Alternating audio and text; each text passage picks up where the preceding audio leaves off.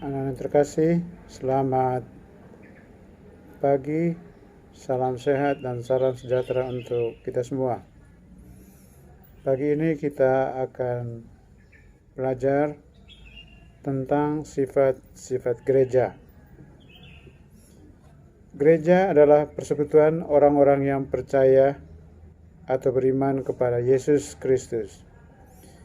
Menjadi anggota gereja tentu memiliki tugas dan tanggung jawab yang harus dilaksanakan. Anggota gereja wajib melaksanakan 3 tugas ketika ia menerima sakramen baptis. Sebagai anggota gereja pun mesti tahu ciri-ciri atau sifat-sifat gereja.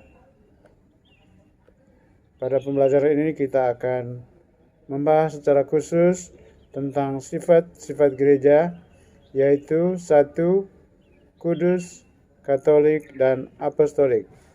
Baik, anak-anakku yang terkasih, mari kita membuka pelajaran kita pagi ini dengan berdoa. Dalam nama Bapa dan Putra dan Roh Kudus. Amin. Allah Bapa yang Maha Baik, Engkau telah mengutus Yesus, Putramu, untuk meletakkan dasar gereja. Bantulah kami agar sebagai anggota gereja-Mu, kami mampu hidup sesuai dengan teladan para rasul yang selalu hidup dalam kasih dan selalu digerakkan oleh Roh Kudus untuk mewartakan kabar baik kepada sesama kami. Kami juga mohon bimbingan-Mu agar kami dapat mengerti sifat-sifat gereja dan dapat melaksanakan tugas yang telah kami terima ketika kami dibaptis. Demi Kristus Tuhan dan pengantara kami. O Roh Kudus, sucikanlah bibir dan lidahku dengan api ilahi, supaya aku suka berbicara mengenai Yesus. Santo Fransiskus Asisi, pelindung kongregasi SFD, doakanlah kami. Muder Constancia van der Linden, pendiri kongregasi SFD, doakanlah kami. Santa Maria, pelindung sekolah kami, doakanlah kami. Salam Maria, penuh rahmat, Tuhan sertamu. Terpujilah engkau di antara wanita, dan terpujilah buah tubuhmu Yesus. Santa Maria, Bunda Allah, doakanlah kami yang berdosa ini, sekarang dan waktu kami mati. Amin. Dalam nama Bapa dan Putra dan Roh Kudus. Amin. Anak-anak yang terkasih, selanjutnya kita akan mendengarkan bacaan kitab suci. Yang pertama diambil dari 1 Korintus bab 12 ayat 12 sampai 31. Yang kedua diambil dari Kisah Para Rasul bab 2 ayat 41 sampai 47. Banyak anggota tetapi satu tubuh. Karena sama seperti tubuh itu satu, dan anggota-anggotanya banyak, dan segala anggota itu sekalipun banyak merupakan satu tubuh. Demikian pula Kristus. Sebab dalam satu roh kita semua, baik orang Yahudi maupun orang Yunani, baik budak maupun orang merdeka, telah dibaptis menjadi satu tubuh, dan kita semua diberi minum dari satu roh.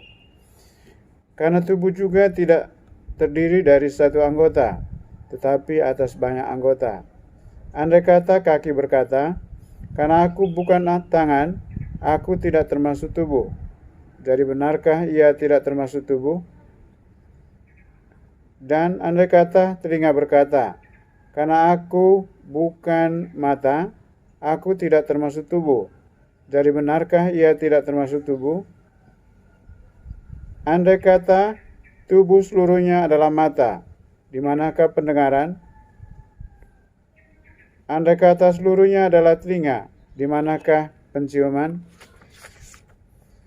Tetapi Allah telah memberikan kepada anggota masing-masing secara khusus suatu tempat pada tubuh seperti yang dikehendakinya.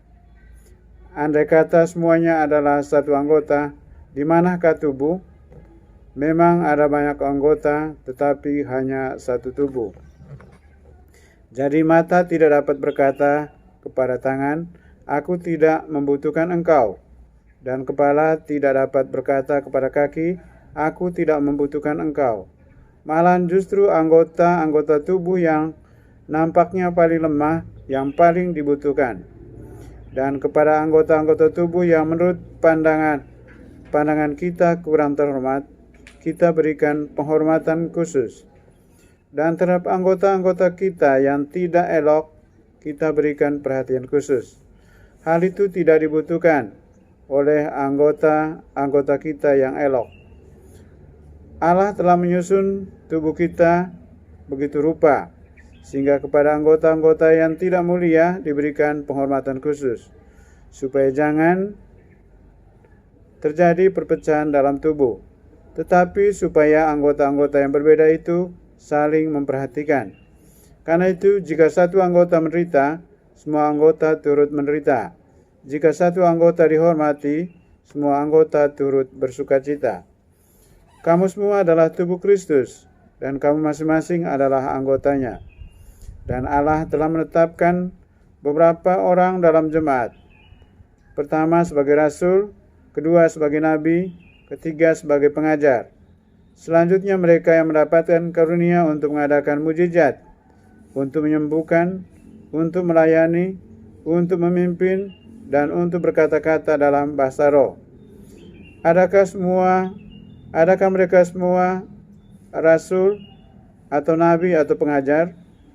Adakah mereka semua mendapat karunia untuk mengadakan mujizat, atau untuk menyembuhkan, atau untuk berkata-kata dalam bahasa roh, atau untuk menafsirkan bahasa roh? Jadi berusahalah untuk memperoleh karunia-karunia yang paling utama. Dan aku menunjukkan kepadamu jalan yang lebih utama lagi. Yang kedua diambil dari Kisah Para Rasul bab 2 ayat 41 sampai 47.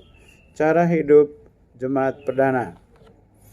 Orang-orang yang menerima perkataannya itu memberi diri dibaptis, dan pada hari itu jumlah mereka bertambah kira-kira 3.000 jiwa.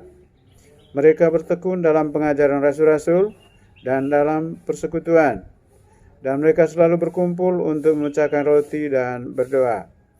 Maka ketakutanlah mereka semua, sedang rasul-rasul itu mengadakan banyak mujizat dan tanda, dan semua orang yang telah menjadi percaya tetap bersatu, dan segala kepunyaan mereka adalah kepunyaan bersama. Dan selalu ada dari mereka yang menjual harta miliknya, lalu membagi-bagikannya kepada semua orang yang sesuai dengan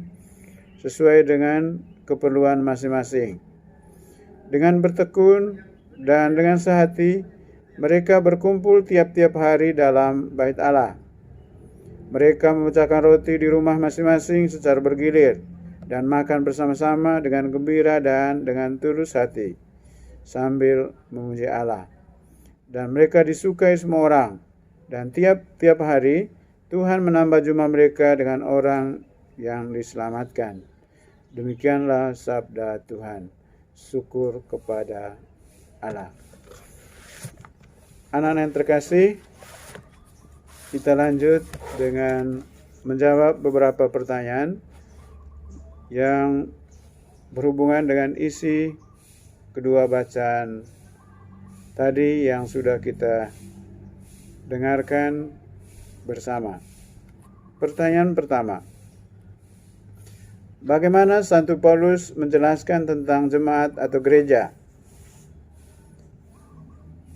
Gereja adalah kumpulan umat yang percaya kepada Kristus yang dipanggil untuk hidup berdasarkan ciri-ciri yang satu, kudus, katolik, dan apostolik. Pertanyaan kedua, apa saja karunia yang dijelaskan oleh Santo Paulus dalam 1 Korintus bab 12 ayat 12 sampai 31? Yang pertama, karunia untuk mengadakan mujizat. Yang kedua, karunia untuk menyembuhkan. Yang ketiga, karunia untuk melayani. Yang keempat, karunia untuk memimpin. Yang kelima, karunia untuk berkata-kata dalam bahasa roh. Pertanyaan yang ketiga, Bagaimana cara hidup jemaat perdana? Yang pertama, mereka tekun dalam pengajaran para-rasul dan dalam persekutuan. Yang kedua, mereka selalu berkumpul untuk memecahkan roti dan berdoa.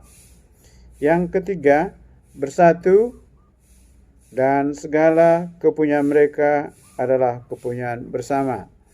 Yang keempat, memiliki sikap saling berbagi.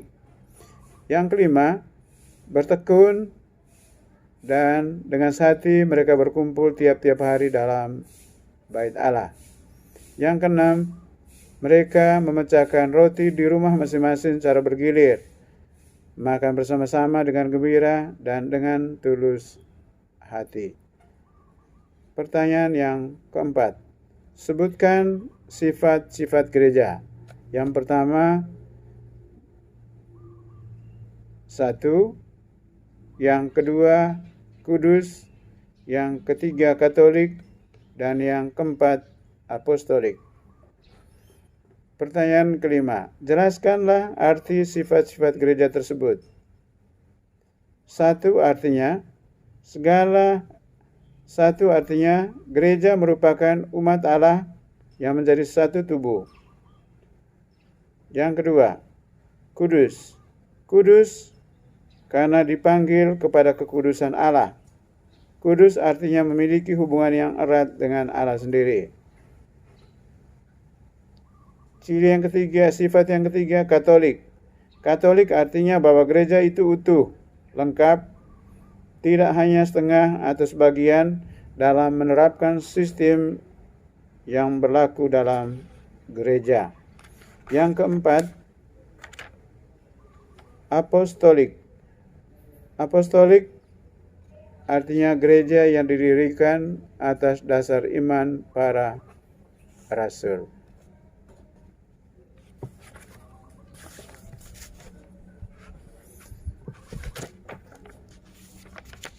Kita lanjut dengan peneguhan. Anak-anak yang terkasih, gereja adalah kelompok orang yang percaya kepada Allah melalui Yesus Kristus. Dengan kata lain, gereja adalah umat Allah. Gereja Katolik mempunyai ciri-ciri atau sifat-sifat sebagai berikut. 1. Artinya gereja yang merupakan himpunan umat Allah yang menjadi satu tubuh dengan Kristus sebagai kepalanya. Contohnya pengakuan iman yang satu dan sama yang diwariskan oleh para rasul dan perayaan ibadat bersama, terutama sakramen-sakramen. Upaya untuk memperjuangkan kesatuan dalam gereja adalah aktif dalam kehidupan gereja, serta setia dan taat pada persekutuan umat, termasuk hierarki. 2. Kudus artinya gereja dipanggil kepada kekudusan oleh Tuhan secara objektif. Sifat kudus berarti bahwa gereja adalah sarana keselamatan dan rahmat Tuhan di dunia, serta merupakan tanda rahmat yang kudus yang akan menang secara definitif pada akhir zaman, misalnya melalui penerimaan sakramen-sakramen seperti sakramen baptis. 3. Katolik artinya mencakup semua orang yang telah dibaptis secara Katolik di seluruh dunia, tidak mempunyai sekte-sekte. Contohnya sikap terbuka dan menghormati kebudayaan, adat istiadat, bahkan agama bangsa manapun, serta mau bekerja sama dengan pihak mana saja yang berkehendak baik dalam mewujudkan nilai-nilai luhur di dunia ini. Yang keempat, apostolik. Artinya iman gereja dibangun berdasarkan pengajaran para rasul. Gereja setia dan mempelajari Injil, sebab Injil merupakan iman gereja para rasul.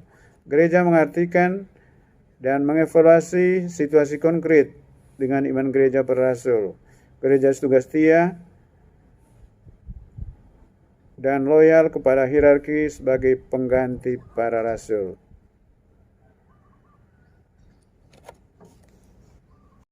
Baik anak-anak, untuk menutup pelajaran kita pagi ini, kita nyanyikan bersama lagu yang berjudul gereja bagai bahtera. Gereja bagai bahtera mengarungi zaman. Tuhanlah bintang pedoman, arah dan tujuan. Hidupnya penuh tantangan, penuh perjuangan. Gelombang, badai, dan taufan menghadang di jalan. Mungkinkah bahtera tahan sampai ke tujuan? Di pantai kebahagiaan satu dengan Tuhan, mari bersatu, mari berpadu dalam satu iman, dalam Kristus Tuhan, sampai ke tujuan. Dalam nama Bapa dan Putra dan Roh Kudus. Amin.